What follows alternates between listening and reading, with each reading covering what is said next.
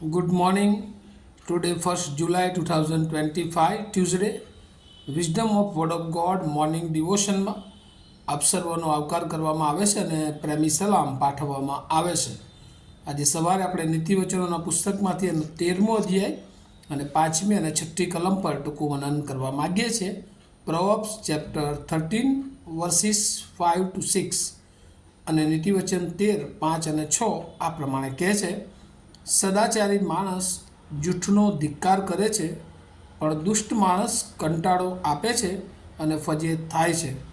સદાચાર યથાર્થી માણસોનું રક્ષણ કરે છે, પણ દુષ્ટતા પાપીને ઉથલાવી નાખે છે. અને NIV બાઇબલ પ્રમાણે પ્રોવર્બ્સ ચેપ્ટર 13, 5 to 6 આ પ્રમાણે કહે છે: the righteous hate what is false, but the wicked bring shame and disgrace. અને આ પ્રભુનું વચન છે. અને આજે સવારે પ્રભુ આપણને બહુ અદ્ભુત રીતે પ્રભુનું વચન કહે છે. અને 13મી અને 6ઠ્ઠી કલમમાં પણ NIVમાં પ્રમાણે લખ્યું છે: righteousness guard the man of integrity, but wickedness overthrows the sinners. અને આ બંને પ્રભુના જે વચનો ઈશ્વરે આપણને આજે સવારે આપ્યા છે. ને અહીંયા ખાસ કરીને રાઇચિયસ એન્ડ વિકેડ, સદાચાર અથવા ન્યાયીપણું અને દુષ્ટ વચ્ચેનો વિરોધાભાસ, ભેદભાવ એ જોવા મળે છે. અને જ્યાં સારું આચરણ છે, ન્યાય છે, ન્યાયી કાર્યો છે, સદાચારી છે,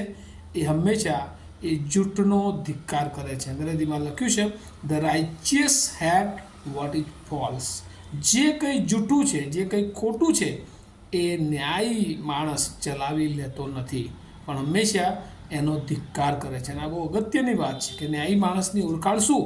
તો કહે છે કે સત્યના માર્ગે ચાલે છે અને એ જે જૂઠું છે એને ચલાવી લેતો નથી. અને ત્યાર પછી જે દુષ્ટની વાત આવી છે, જે વિરોધાભાસ દુષ્ટ સંબંધી લખવામાં આવ્યું છે કે દુષ્ટ માણસ એક કંટાળો આપે છે અને ફજેત થાય છે. એ અંગ્રેજીમાં તો સરસ લખ્યું છે કે a guard the man of integrity, but the wickedness overthrows the sinner. અને આગળ જે લખ્યું છે કે wicked bring shame and disgrace. અને એટલે આ જે માણસ છે એ કંટાળો આપે છે, ફજેત થાય છે અને એ દુષ્ટતા દ્વારા એક દિવસ એ પાપીઓનો નાશ કરે છે. એ લોકોને એમની દુષ્ટતા જ એ ઉથલાવી નાખે છે. જ્યારે ન્યાયી માણસ બીજી તરફ, જ્યારે એનામાં ન્યાયીપણું હોય છે, ત્યારે એ યથાર્થી માણસનું રક્ષણ કરે છે. યથાર્થી એટલે કોણ?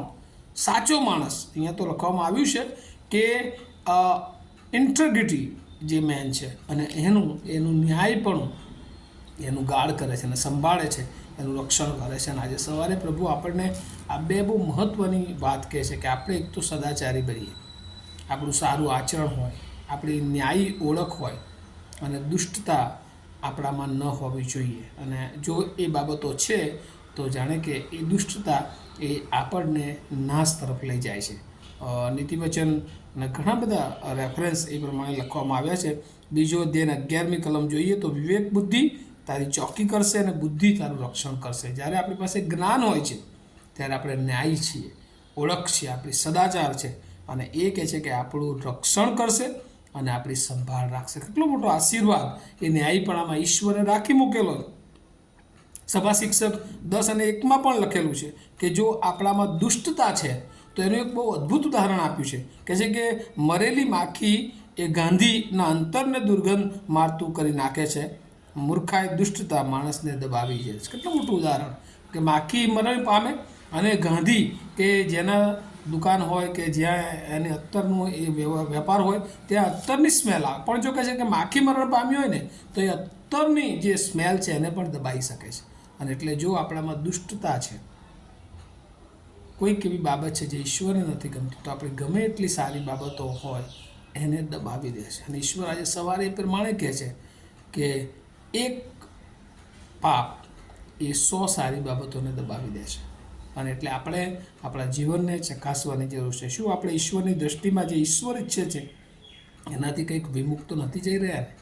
નિર્ગમન 5 અને 21 જો આપણે વાંચીએ તો ત્યાં ઇઝરાયલ પ્રજાએ પણ કીધું કે પ્રભુ તે અમને કેમ કહે છે કે ફારૂનના હવાલે કરી દીધા છે કે જે અમને ધિક્કાર પાત્ર અમે બની ગયા છે. પ્રભુ તું અમારું ન્યાય કર. અને મૂસા દેવને જણાવે છે, પ્રાર્થના કરે છે, પ્રભુ કેમ તું આ લોકોને ભૂલી ગયો છે? કારણ કે એમનામાં પાપ હતું, દુષ્ટતા હતું. સારી બાબતો ઘણી હતી, દેવના લોકો તરીકે ઓળખ હતી, પણ એમનામાં દુષ્ટતા હતી. એ લોકો ઈશ્વરથી દૂર જઈ રહ્યા હતા, એટલે જાત જાતની દુષ્ટતા એમના પર હાવી થઈ જતી હતી.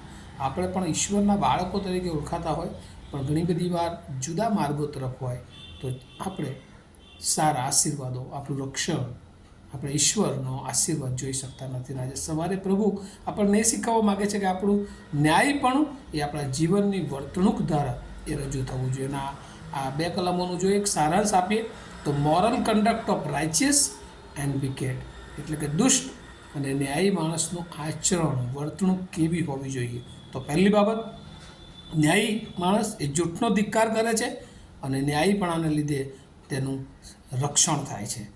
વિકેટ, દુષ્ટ માણસ એ કંટાળો બીજાને આપે છે, એ પોતે ફજેત થાય છે અને બીજાને ફજેતતા તરફ લઈ જાય છે, અને એની એ દુષ્ટતા એ એક દિવસ એને ઉથલાવી નાખે છે અને એ પાપીમાં એની ગણતરી થાય છે અને એનો એક દિવસ નાશ થાય છે. આપણે આજે સવારે વિચારવાનું જરૂર છે કે આપણે કઈ સાઈડે છે, સદાચારની સાઈડમાં છે કે પછી દુષ્ટતાની સાઈડમાં છે. જો આપણે આપણા જીવનને તપાસીએ અને પ્રભુ ચાહે છે કે આપણે ન્યાયીપણામાં આગળ વધીએ અને પ્રભુનો આશીર્વાદ મેળવીએ. આ વચનો દ્વારા પ્રભુ એની બહુ જ કૃપા આપણે સર્વને આપે. પ્રાર્થના કરીએ. અમારા જીવંત અને દયાળુ ઈશ્વર, ફરી એકવાર આજે સવારે નીતિવચનના એ પુસ્તકના અભ્યાસ કરતા 13મા અધ્યાય અને 5મી અને 6ઠી કલમ અમને પ્રભુ સારું આચરણ, ન્યાયી આચરણ, સત્ય તરફ આગળ વધવાને માટે ઉદ્બોધન આપે છે.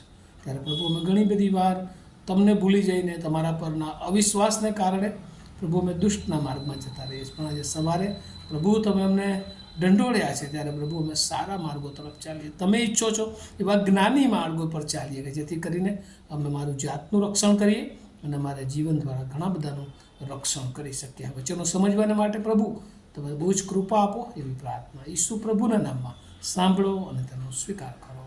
Amen. Have a nice day to all of you. Thank you.